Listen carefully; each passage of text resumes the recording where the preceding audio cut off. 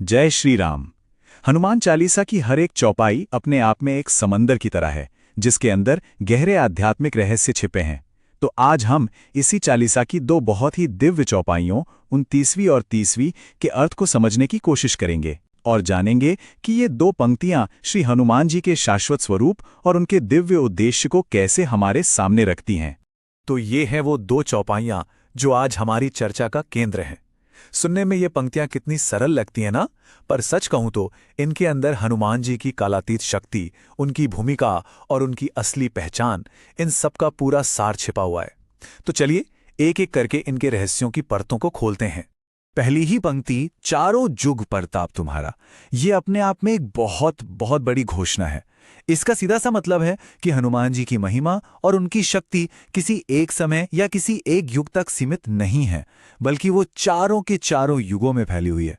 ये एक बात ही उन्हें एक शाश्वत यानी टाइमलेस शक्ति के रूप में स्थापित कर देती है।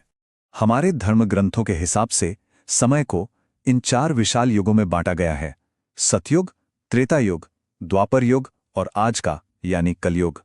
और कमाल की बात यह है कि चालीसा कह रही है कि हनुमान जी का प्रकाश, उनका प्रताप इन सभी युगों में चमकता है।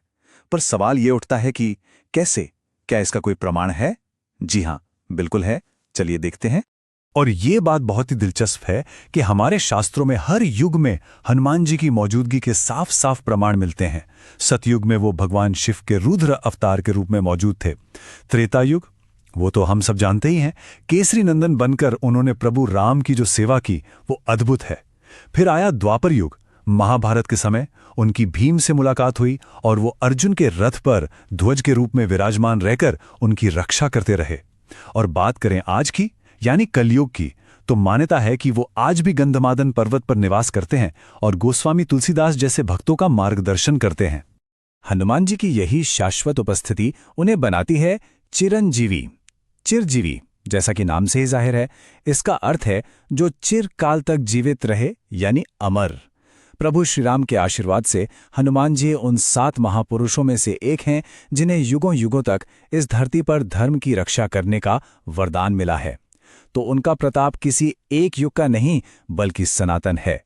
तो ये तो हुई पहली चौपाई की बात जो उनके विस्तार को दिखाती है। अब चलिए 30वीं चौपाई पर चलते हैं। अगर पहली चौपाई उनके फैलाव की बात करती है, तो ये दूसरी चौपाई हमें सीधे उनके चरित्र के केंद्र में, उनके दिल में ले जाती है। ये बताती है कि उनका असली मिशन क्या है और परमात्मा के साथ उनका रिश्ता कैसा है। इस चौपाई को हम 3 हिस्सों में बहुत आसानी से समझ सकते हैं। पहला, वे साधु संत के रखवारे हैं, यानी जो भी नेक लोग हैं, धर्मात्मा हैं, उनके रक्षक। दूसरा, वे असुर निकंदन हैं, यानी हर तरह की बुरी शक्तियों का नाश करने वाले। और तीसरा, जो उनकी पहचान का दिल है, वो हैं राम दुलारे, यानी प्रभु श्री राम के सबसे प्रिय। आइए इन तीनों भूमिकाओं को जरा और करीब से देखते हैं। तो साधु संत का मतलब क्या है? क्या सिर्फ जंगल में बैठे तपस्वी? नहीं, इसका अर्थ उससे कहीं ज्यादा गहरा है। हनुमान जी हमारे अंदर की अच्छाई, हमारी सात्विकता और हमारी भक्ति की रक्षा करते हैं। जब भी कोई इंसान अच्छाई के रास्ते पर चलने की कोशिश करता है, तो हनुमान जी एक ढाल बनकर उसकी रक्षा करते हैं, उसे हर मुश्किल से बचाते हैं। और अब बात करते हैं असुर निकंदन की। यहां भी 2 स्तर हैं। एक तो बाहरी तौर पर, जहां उन्होंने रावण और उसकी सेना जैसे राक्षसों का विनाश किया, लेकिन इसका असली आध्यात्मिक मतलब और भी गहरा है। हनुमान जी हमारे अंदर के असुरों, हमारे अहंकार, हमारे क्रोध, हमारे लालच और हमारे डर का भी नाश करते हैं। ये वही नकारात्मकता है जो हमारे सारे दुखों की जड़ होती है। और कहते हैं कि उनका नाम लेने भर से ये भीतरी दुश्मन कांपने लगते हैं। और अब आते हैं हनुमान जी की पहचान के सबसे मधुर और सबसे शक्तिशाली पहलू पर, राम दुलारे। ये सिर्फ एक उपाधि नहीं है, ये उनके होने का कारण है। उनका हर एक काम, उनकी हर एक सांस, उनका हर एक विचार सिर्फ और सिर्फ प्रभु राम के लिए है। राम के लिए उनका जो प्रेम है ना, वही उनकी असली शक्ति है। और ये प्रेम एक तरफा बिल्कुल नहीं था। रामचरितमानस में एक अद्भुत क्षण आता है जब स्वयं प्रभु श्री राम हनुमान जी से कहते हैं, सुनो सुत तो ही उरिन मैं नाही, यानी हे पुत्र सुनो, मैं तुम्हारे ऋण से कभी मुक्त नहीं हो सकता। जरा सोचिए, स्वयं भगवान अपने भक्त को पुत्र कह रहे हैं और खुद को उसका कर्जदार बता रहे हैं। इससे बड़ा राम दुलारे होने का और क्या प्रमाण हो सकता है? तो जब हम इन दोनों चौपाइयों को एक साथ रखकर देखते हैं ना, तो एक कमाल की तस्वीर सामने आती है।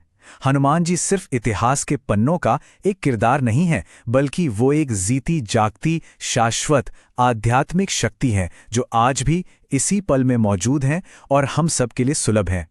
तो संक्षेप में इन दो पंक्तियों का सार क्या है? यही कि हनुमान जी की उपस्थिति शाश्वत है। वो हमारे अंदर की नकारात्मकता को साफ करने की शक्ति रखते हैं।